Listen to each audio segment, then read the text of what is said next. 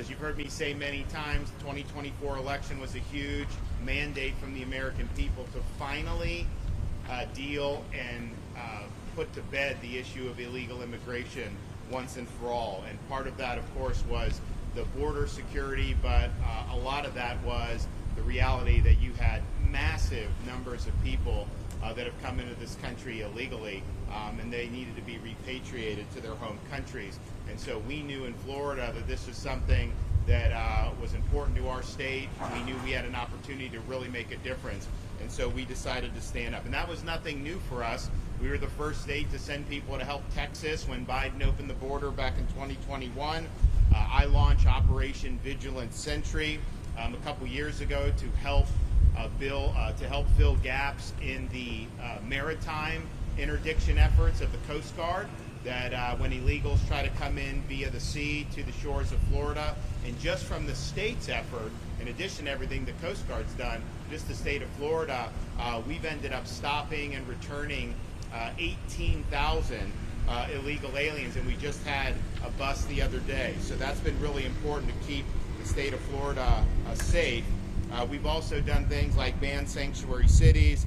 We've ensured that there are no ID cards, of course no driver's license, but any ID cards to illegals. We've increased penalties on illegals who operate motor vehicles. And so we're proud to have been a leader in that even before the Trump administration took in. But then when that happened, we sprung into action on our state agencies doing these 287G agreements with Department of Homeland Security. That basically allows us at the state level to be working in tandem on immigration enforcement. And that wasn't true under the Biden administration. I'd have Highway Patrol, they'd pull over illegal aliens, and then they'd have to call ICE, and ICE didn't want to deal with them, so they basically had to release them back into the community. And so now they have the ability to bring those folks and process them for immigration enforcement, which I think is something that's really, really important. We, of course, called for a special session of the Florida legislature at the beginning of the year, saying, hey, this is our moment. This is what we all campaigned on. Let's get it done.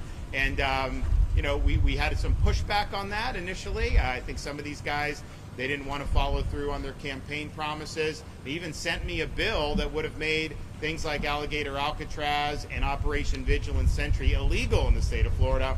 Of course, I vetoed that. Blaise Ingoglia was in the Senate there, and he was very much standing on the side of the voters that sent us here, and he opposed that sanctuary bill. We ended up getting good legislation passed that requires all state and local agencies in Florida to participate in immigration enforcement efforts.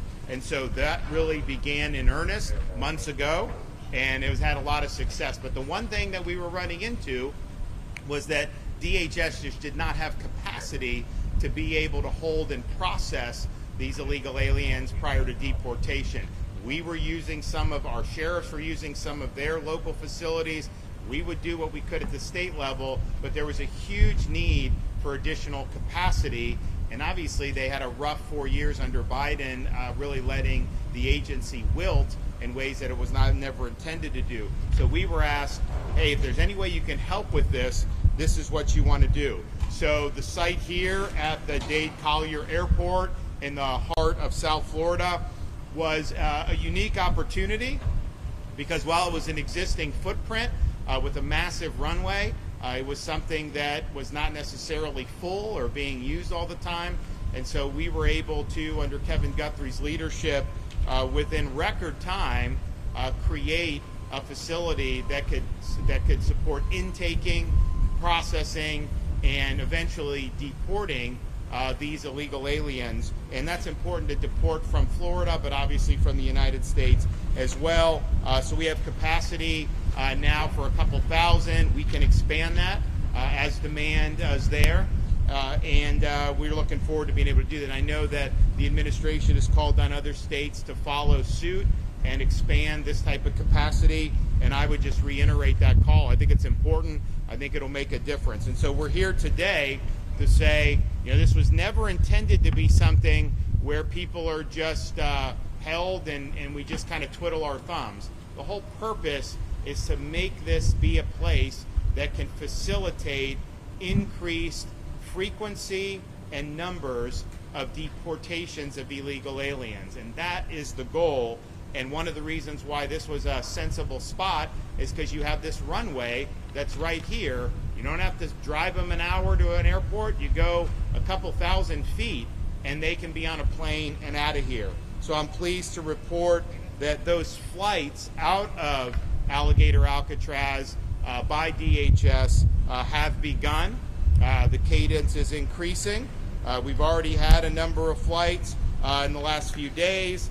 We've had hundreds of illegals have been removed from here, and the federal government has a process of how they eventually do, and they've done it different ways on some of these different flights. But the reality is this provides an ability to enhance the mission, to increase the number and frequency of deportations. And so what's been done here has really been remarkable. There's full ground-to-air communications from the airfield. There's air tracking radar capabilities on site, securing all access ports to the taxiway and runway on aircraft arrival. That happens.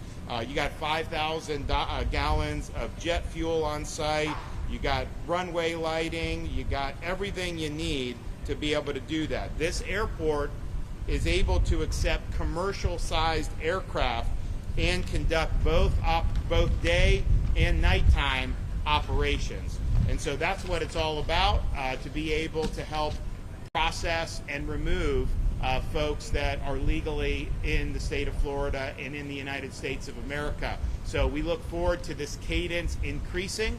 One of the things when the president came and visited that he approved was deputizing state officers, including National Guard judge advocates, to be immigration judges.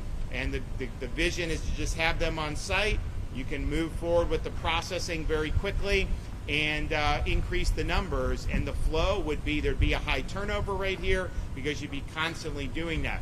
We're working very closely with the Department of Justice. We have not yet had any approval for anybody to be able to come down here and do that, but we do anticipate that happening very soon. And when that happens, you're going to have an availability of a lot of folks to be able to be ripe, to be able to be removed and ultimately sent back to their home countries.